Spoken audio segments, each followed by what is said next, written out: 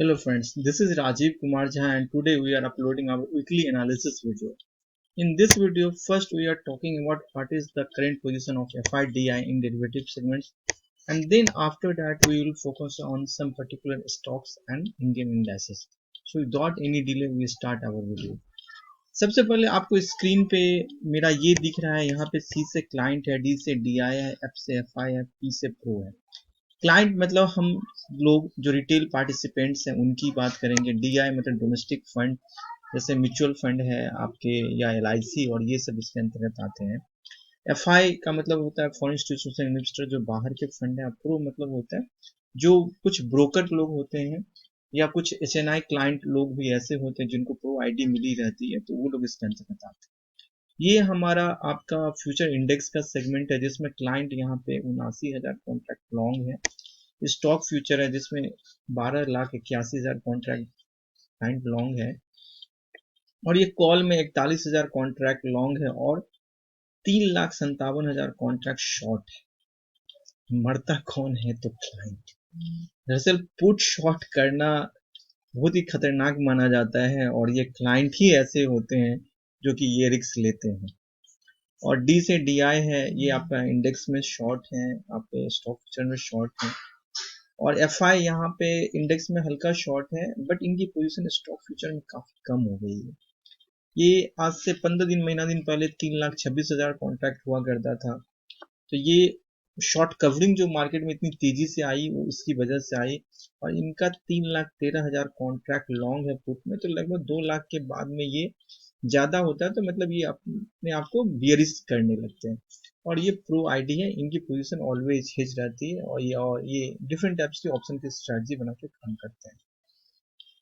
तो यहाँ से मार्केट का जो सिलसिला लग रहा है वो लग रहा है कि मार्केट धीरे धीरे बियरिश हो रहा है, और बियरिश होने के कुछ रीजन है। सबसे बड़ा रीजन ये है कि आपका US का जो इन्फ्लेशन है वो आपका इन्फ्लेशन 6% है, और हमारे यहाँ का इन्फ्लेशन है वो भी 6.95 है। US में आपकी 5 BPS रेट हाइक होने की संभावना है मई में, जो उनके चेयरमैन है उन्होंने ये घोषणा की है, जिसकी वजह से लास्ट डे जो मार्केट है और बिफोर लास्ट डे मार्केट जो है ना अच्छा खासा फॉल हुआ है, और ये फॉल आपको हमारे मार्केट में मंडे को दिखेगा। तो मैंने इसीलिए कहा था कि अभी फिलहाल मार्केट जो है वो थोड़ा सा बियरिश होगा, बट इस बियरिश में भी कुछ स्टॉक्स ऐसे हैं जो धीरे धीरे ऊपर की ओर जाएंगे।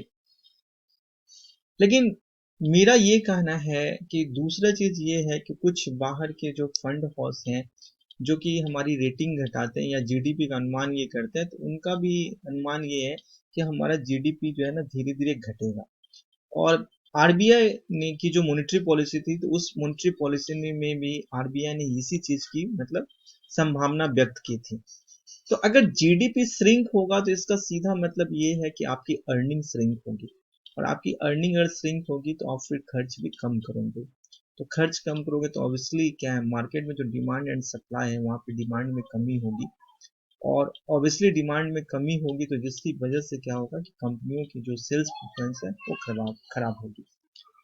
अब हम बात करते हैं इंडियन मार्केट की। तो इंडियन मार्केट में कुछ स्टॉक्स ऐसे हैं जो अपसाइड की हो, लेकिन उससे पहले जो है हम बात करते हैं वो हमारा निफ्टी और बैंक निफ्टी से हम शुरुआत करेंगे। ये आपका पहले निफ्टी बैंक से ही शुरुआत करते हैं। निफ्टी बैंक आपका अभी जो है सो मतलब धीरे धीरे अब ये नीचे की ओर आ रहा है, और यहाँ पे कुछ गैप है, वो गैप मतलब जो ड्यू है वो मार्केट बोलता है कि वो फिल होंगे।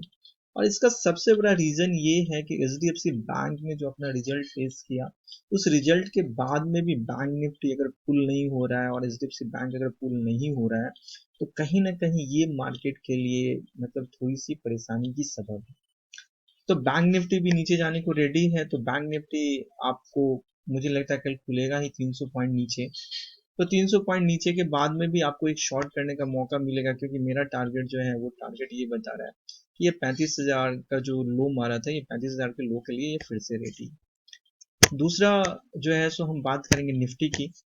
और निफ्टी में मैंने उस दिन सुबह में मैंने अपने ग्रुप में शेयर किया था कि आप एक पुट जरूर खरीदें। हालांकि मार्केट शुरू में फर्स्ट हाफ में उसने रिकवर किया था, और उसके बाद से फिर मार्केट में उनकी पिटैया हुई थी, और ये पिटैया अभी बहुत ड्यू है, और मुझे लगता है कि एक बार फिर से मार्केट जो है ना आपका ये जो 16,800 का जो लेवल था, फिर मार्केट उस लेवल की ओर जाने को है। और मुझे लगता है कि शायद मार्केट इस बार इस लेवल को होल्ड नहीं करेगा।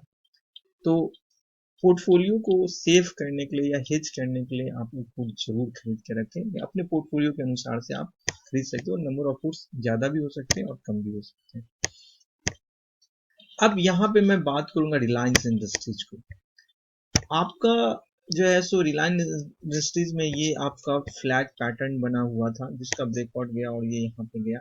बट ये जो इसके जो यहाँ पे जो गैप जो दिख रहे हैं, तो मुझे लग रहा है कि वो इस गैप को फिल करने के लिए आएगा। तो रिलायंस इंडस्ट्रीज भी आप शॉर्ट कर सकते हो। इसका जो हाई है, इसका स्टॉप लॉस आप शॉर्ट करो। धीरे धीरे ये जितने भी गैप हैं वो गैप आपके फिल होने चाहिए।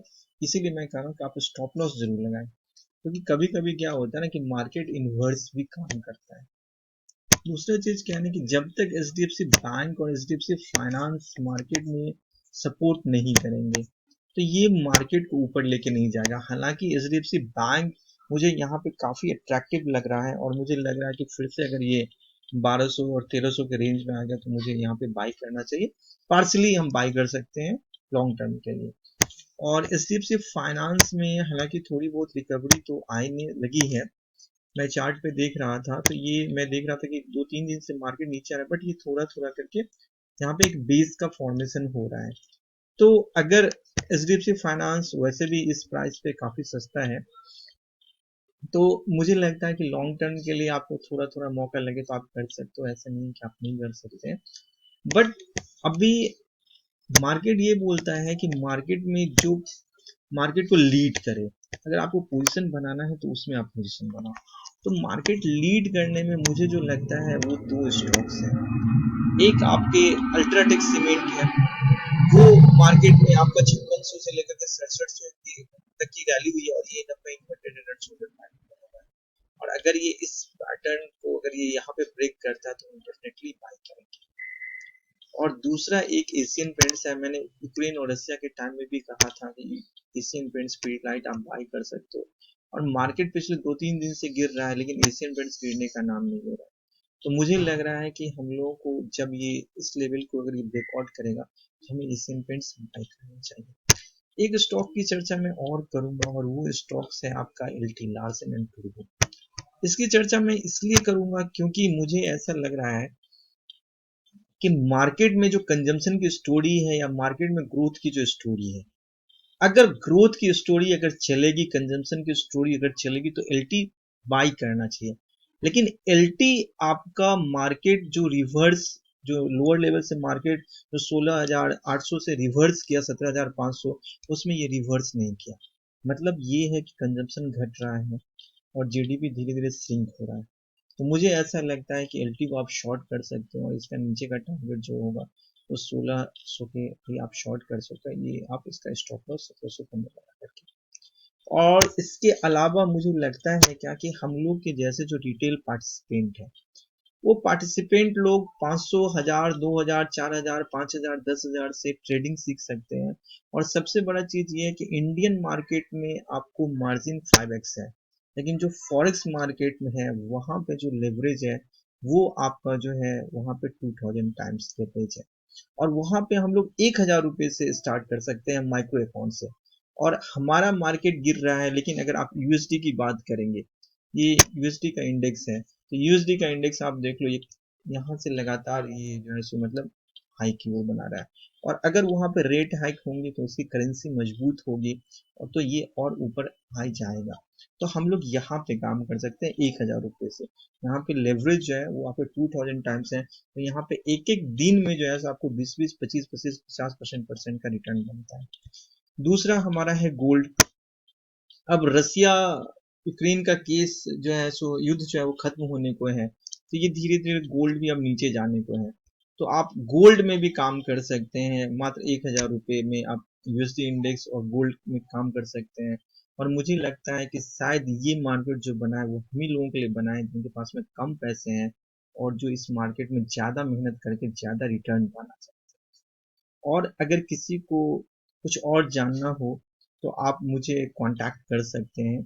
इधर आप मुझे यूट्यूब पे कांटेक्ट कर लें, फेसबुक पे कांटेक्ट कर लें, या आप ISM पटना अगर गूगल में सर्च करेंगे तो उस माध्यम से आप सर्च कर सकते हैं। यहाँ पे कोर्स करने के बाद में आपको दिल्ली में डेरिवेटिव एनालिस्ट के तौर पे जॉब मिलेगी। आपकी सैलरी भले 10-15 हज़ार से स्टार्ट होगी, लेकिन हर एक महीना आपको 10 से 15 हज़ार का इंसेंटिव आएगा। और अगर आप साल 2 साल अगर इस मार्केट में अगर आप डेरिवेटिव एनालिस्ट के तौर पे काम कर लेते हो, तो मुझे लगता है कि शायद आपकी 50 हज़ार या लाख रुपए जो सैलरी जो हम लोग चाहते हैं वो बहुत ही आसानी से आप कर सकते हैं। That's all. Thank you.